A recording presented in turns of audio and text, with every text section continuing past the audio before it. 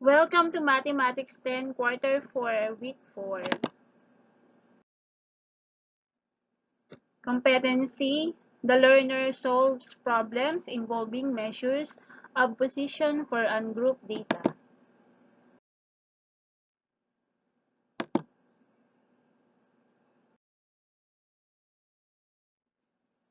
Alright, so for looking back on our previous lesson, you already learned about measures of position, wherein measures of position tell where a specific data value falls within the data set or its relative position in comparison with other data values. So the most common measures of position are quartiles, deciles, and percentiles. So when we say quartiles, these are values that divide a set of distribution or scores into four equal parts, while deciles are values that divide a set of distribution or scores into 10 equal parts. And lastly, percentile are values that divide a set of distribution into 100 equal parts.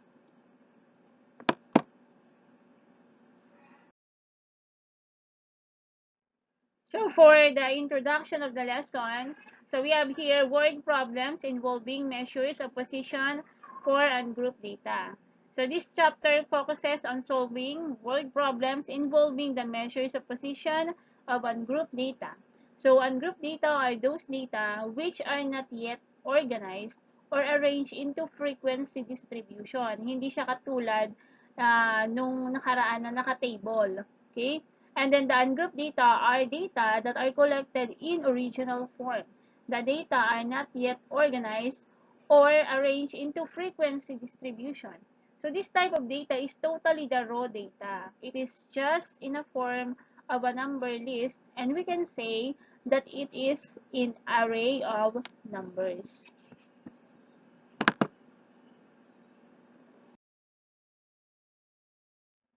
Okay, so how to find the quartiles? So the quartiles for ungrouped data are the values of arranged data which can be divide the whole data into four equal parts. So there are three numbers, namely q sub 1, q sub 2, and q sub 3, wherein q sub 1 is the first quartile, q sub 2 is the second quartile, and q sub 3 is the third quartile.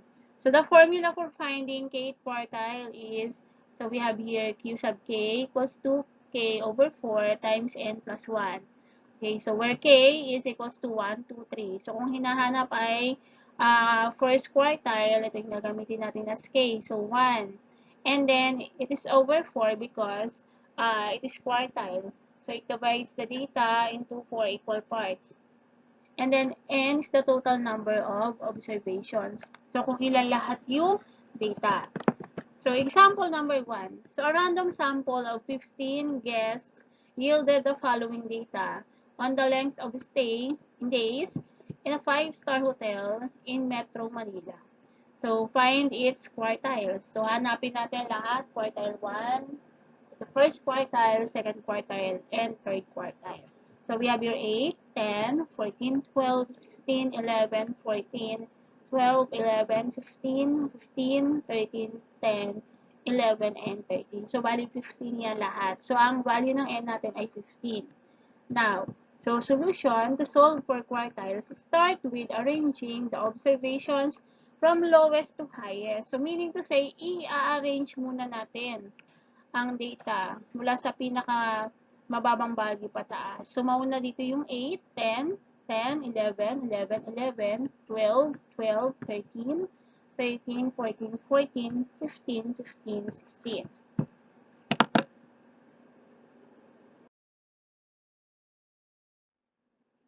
Okay. So, to solve for quartiles, start with arranging the observations from lowest to highest. So, ito na, in-arrange na natin.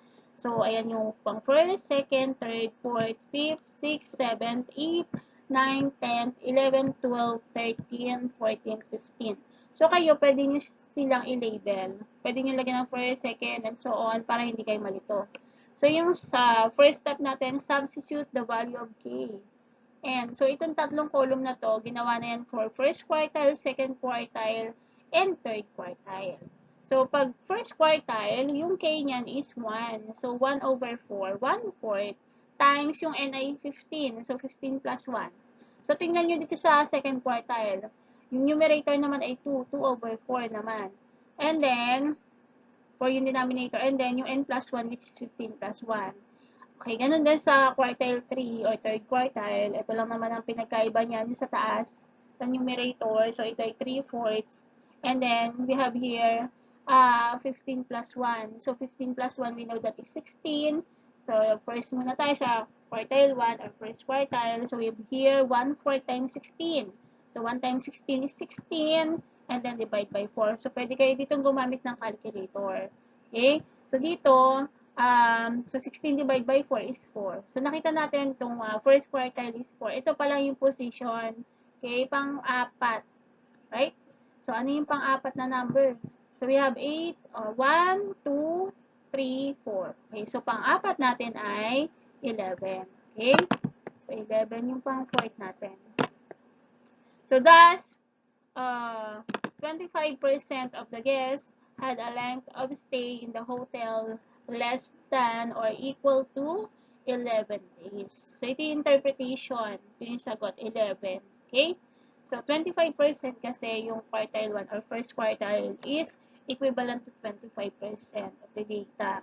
Next, we have second quartile. Ito yung kalahati naman or 50%. So, ito na yung 2/4.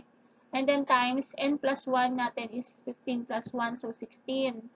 So, 2/4. So, ito yung 1/2 to. 1/2 times 16. Or 2 times 16, di ba? 32. Over 4 na yan. So, 32 divided by 4 is 8. So, pang-8 yung position ng data. Okay? So, nasaan banda? So, 1, 2, 3, 4, 5, 6, 7, 8. So, ang pang-12 na position is we have 12. Then, 1, 2, 3, 4, 5, 6, 7, 8. So, ito yan, pang-8. Okay, so, thus, and dito na tayo sa interpretation, thus, 50% of the guests had a length of stay in the hotel less than or equal to 12 days. Okay? Next, so, for K equals 3 or for third quartile, so, ito na yung 3/4 times 15 plus 1. So, 15 plus 1 is 16. So, 16 times 3 is 48 over 4. So, di ba kasi pag nagmumultiply tayo, numerator to numerator, then denominator to denominator. So, ang denominator kasi ng whole number ay 1. So, may, ano dito, kung 4 times 1, so 4 pa rin. 48 divided by 4 is 12. So, pang 12 na number. So, ano yon? Okay, so bilangin natin. So, pang-apat to, di ba? 4, 5, 6, 7, 8, 9, 10, 11, 12. So, ang pang-12 is, or quartile 3, or third quartile is 14. Okay, so, punta tayo dito sa interpretation. Thus, 75% of the guests had length of stay in the hotel less than or equal to 14 days.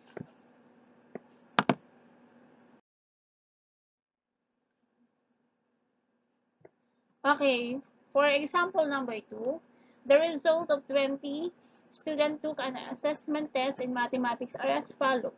So we have here 77, 78, 74, 77, 89, 83, 75, 74, 95, 85, 84, 78, 75, 78, 97, 88, 84, 78, 80, and 73.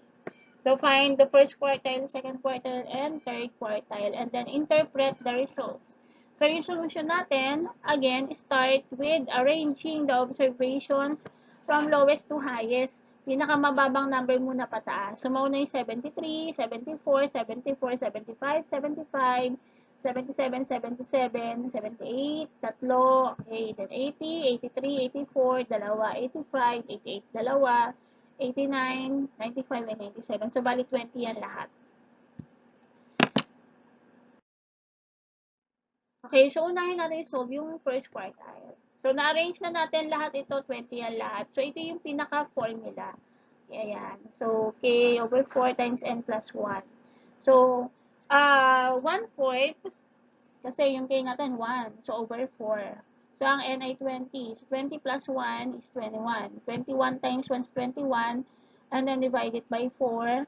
So, the answer is 5.25. So, yung itong position na to ay nasa pagitan ng 5 and 6. So, dalawa yung kukunin natin, yung 5th and 6th number. Okay? So, this is the first, second, third, fourth, and fifth. So, kukunin natin yung 75 at yung pang-anim, 77. Diba? Again, 5.25, nasa pagitan ng 5 at ng 6. So, kaya yung kukunin natin data ay ito. Ayan, sa pang-5 at pang-6. Kanina kasi, walang decimal point yung nakuha natin. Okay, kaya kung ano yung position niya kung 5, pang-5 lang, ito lang. Pero this time, may decimal point. Kaya dalawa yung kukunin natin number. So, since first quartile is not an integer, then we can estimate the location. Estimate natin yung location of the first quartile between the 5th and 6th position. So, the 5th score is 75 and the 6th score is 77. So, then, ito yung magiging formula na. 5th position muna. 5th position, ano yung pang 5th? So, 75 plus, ito yung decimal point kanina. Ito yan, 0.25. Ayan. Okay? Ayan ang ilalagay nyo. Sundan nyo lang yung pattern. Then, 6th position. So, ang 6th position ay 77. Minus 5th position. Ang 5th position ay 75. Okay, so we have, unahin natin to. 77 minus 75 is 2. Okay, then multiply it to 0.25. So, 2 times 0.25 is 0.50. Bago natin i-add sa 75. So, 75 plus 0.50 is 75.5. Okay, so ito yung pinaka-final answer. And then, here is the interpretation. So, thus, 25% of the students who took the assessment test in mathematics got 75.5 points or below. Ayan.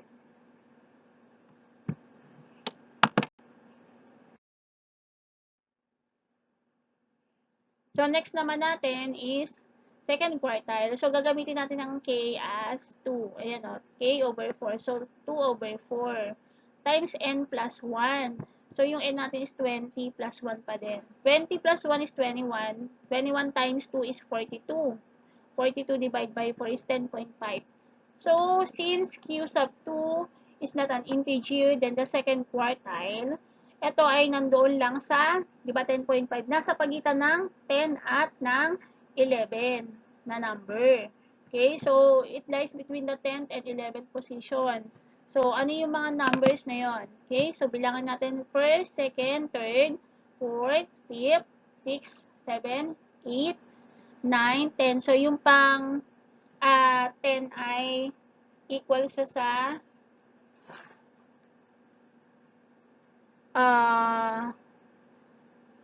78. Okay? And then, ang 11th position ay 80.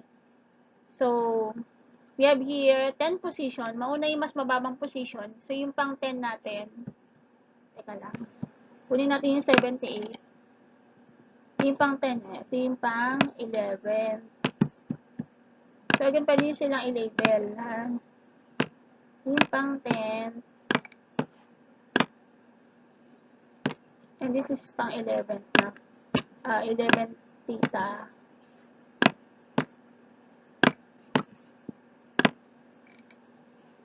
Okay, so yung mababang position muna, which is 10 position, which is 78, plus, so yung decimal point, ang decimal point yan ay 0.5. And then times, yung mas mataas na position, so 11 minus 10.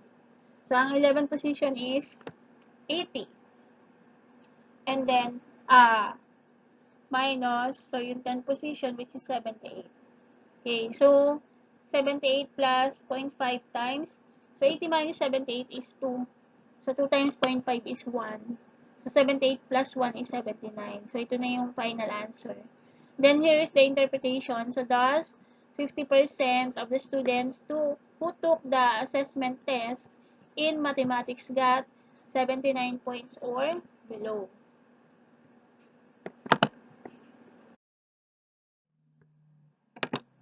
Okay, next naman to find the third quartile. So the value of k is 3. So that is 3 over 4 times n plus 1 pa rin. So the value of n is 20. And then 20 plus 1 is 21. And then 21 times 3 is 63. Divide by 4 is 15.75. So yung 15.75 ay nasa pagitan ng pang 15 at pang 16 na position. So, ano yung pang 15 at pang 16 na yun? So, this first, second, third, fourth, fifth, sixth, seventh, eighth, ninth, 10th, 11, 12, 13, 14, 15.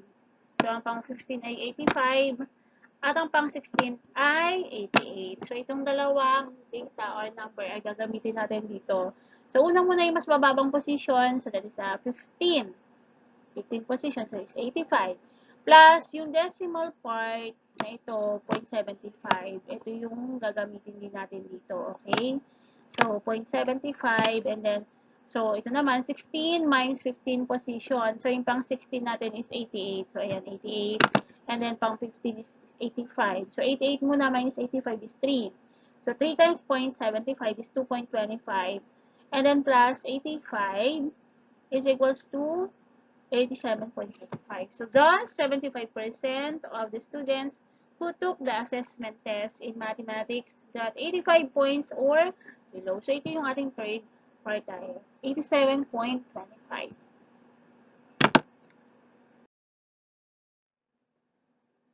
Okay, so for decile naman, so the deciles are the 9 points that divide the distribution into 10 equal parts. So ang denominator dito ay 10.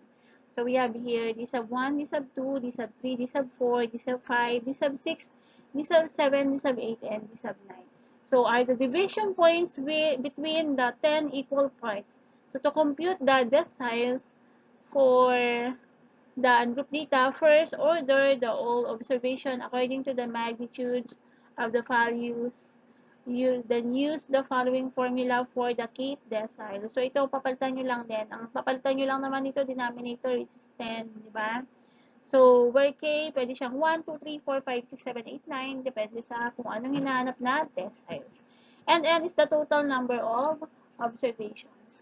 So example number 1, the ages of 9 students visiting the National Museum one weekend were recorded. So the results were 22, 18, 23, 19, 17, 21, 18, 21, and 20. So find the following set of deciles. So to solve for deciles, start with arranging the data in ascending order. Okay, pataas. So mauna yung 17, 18, 18, 19, 20, 21, 21, 22, and 23. Lagi nyo i-check kung tama yan. Okay? Okay, so this is it. This is solve na natin yung 3rd decile, 6th decile, and 8th decile. So ito yung formula natin. Magkakalimutan k over 10 times n plus 1. So ang n natin is 9 kasi 9 lahat yung data. So ang k, depende yan sa kung anong hinahanap. Kung 3rd decile, ang k ay 3. Kung 6th decile, ang k ay 6. Kung 8th decile, ang k ay 8. Okay, so d sub 3 is equals to 3 over 10 times n plus 1 which is yung n is 9, so 9 plus 1 is 10. Okay, so 10 times 3 is 30, so divide by 10, so 30 divided by 10 is 3. So nasa third position, walang decimal, kaya sakto kung ano yung position niya, yun na yung number. So this first, second, third, so ang pang third decile is 18. So thus, 30% of the students who visited the National Museum of Natural History has ages of 18 years old and below. So dito, di ba, first decile, 10%. Madali na kasi out of 10 eh. Second decile, 20%. Third decile, 30%, and so on. So kung 6 yan, edi 60% ito. Okay? So 6 over 10, or 6 divided by 10, times n plus 1, so 9 plus 1 is 10. So 10 times 6, 60. So divide by 10 is 6. Nasa 6 position. First, second, third, fourth, fifth, sixth. So yun ay 21. So ang nasa pang 6 position ay 21. And 6 decile. So thus, 60% of the students who visited the National Museum of Natural History has ages of 21 years old and below. Okay, last. For 8 decile, so ang K natin ay 8. 8 over 10 times n plus 1. So 9 plus 1 is 10. And then 10 times 8 is 80, divide by 10. So, nasa pang 8 na position. Ang nasa pang 8 na position, since is 3rd, 4th, 5th, 6th, 7th, 8th ay 22. So, ang 8 decile is 22. So, ito yung 80%. So, thus, 80% of the students who visited the National Museum of Natural History as ages of 22 years old and below. Okay, next, example number 2. So, the scores obtained by a sample of 20 students in a class test are follows. 22, 32, 23, 31, 12, 19, 20, 17, 29, 27, 18, 17, 21, 24, 15, 19, 16, 21, 15, and 11. So, find the upper marks for the lowest 20% of the students, the upper marks for the lowest 50% of the students, and C, the lower marks for the upper 10% of the students. So, unang gagawin again is to arrange the data into lowest to highest or in ascending order. So, mauna yung 11, 12, 14, 15, 16, 17, 17, 18, 19, 19, 20, 20, 21, 22, 23, 24, 27, 29, 31, and 32. Okay, so dahil okay, so first hanapin natin yung second decile. So we have here k equals to 2. So over 10 yan dahil decile ang hinahanap. So 20 is the value of n. 20 plus 1 is 21 times 2 is 42. So divide by 10 is 4.2. So ngayon, itong 4.2 nasa pagitan ng pang 4th at 5th position, di ba? So first, second, third, 4th, gagamitin natin yung 4th which is 15 at yung pang 5th which is 16. Okay, so itong dalawa yung gagamitin natin data. Okay, so with the 4th position, score is equals to 15 and 16th position is equal to 16. So, d sub 2 is equals to 4th position. So, yung 4th position natin ay 15 plus 0.2. Saan ang galing yan? Dito. So, yung decimal part ng nakuha natin kaninang position. Okay, then 5th position is 16. So, minus 4th position.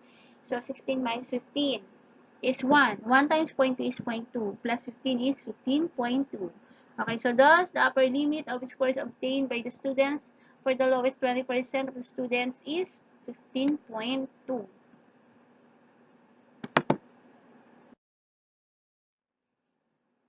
Okay, next, so yung D sub 9 or 9th decile naman ang hahanapin natin. So, we have here, k equals to 9, ito lang naman pinapalitan, 9 over 10 times 20 plus 1 is 21 times 9 is 189. Divide by 10. So, this is 18.9. Okay. So, ang 18.9 yan sa pagitan ng position na 18 at 19. So, this is first, second, third, fourth, fifth, sixth, seventh, 8, 9, 10, 11, 12, 13, 14, 15, 16, 17, 18. So, kunin natin yung 18, which is 29, and the 19 score, which is 31. So, ito yung gagamitin natin data. Okay, so the value of this sub 9 is equals to 18 position muna, yung mas mababa, so that is 29 plus 0.9, ito yung decimal part nito. Okay, and then 19 position, so ang pang 19 ay 31, at ang minus 18 position is 29. So 31 minus 29 muna is 2. 2 times 0.9 is 1.8. Bago natin i-add sa 29, so 29 plus 1.8 is 29.8. So thus, the lower limit of scores obtained by the students for the upper 10% of the students, 29.8.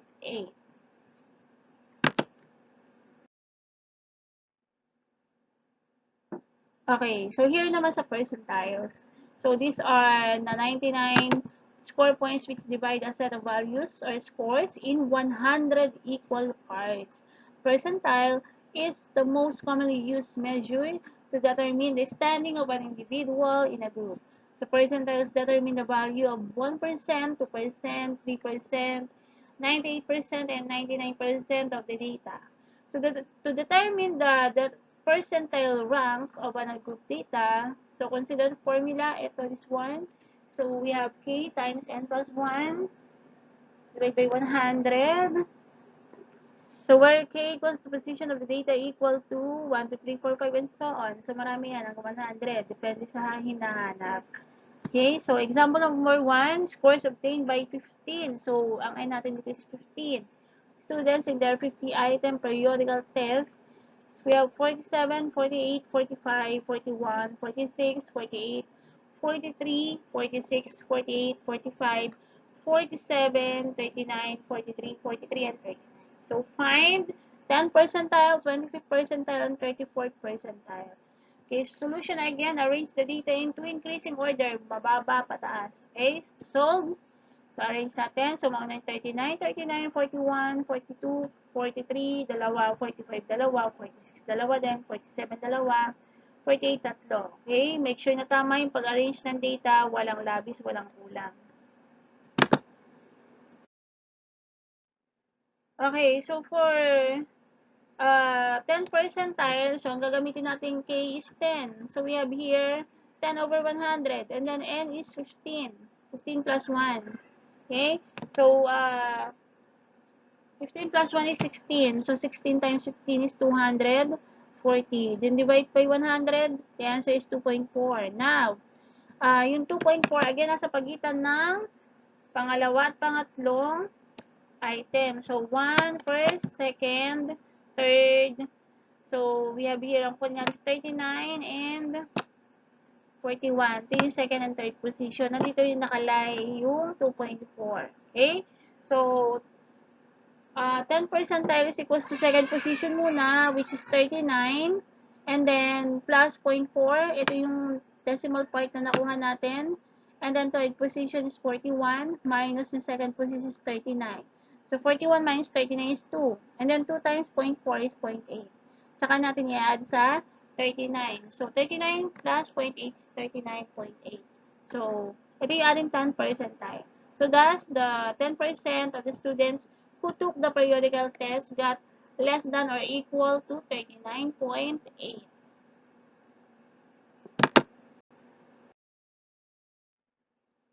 Alright, so we have here 25th percentile. So, ito na ulit ang mababago.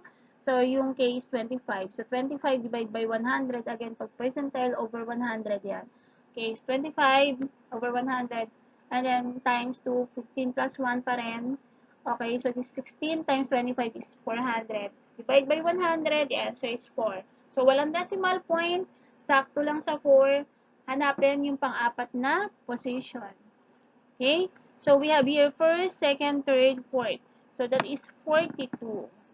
Okay, so ang ating 25th percentile is 42. Again, may iba sumasagot pag nakuha nilang position, yun na. Hindi pa. Position pa lang yun. Okay?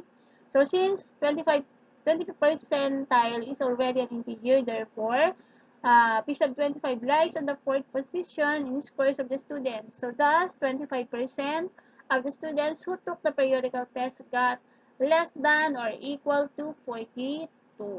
Okay. Okay, and then we have last to solve for the 34th percentile. So, the value of K is 34. So, it is over 100 times ang N natin is 15 plus 1.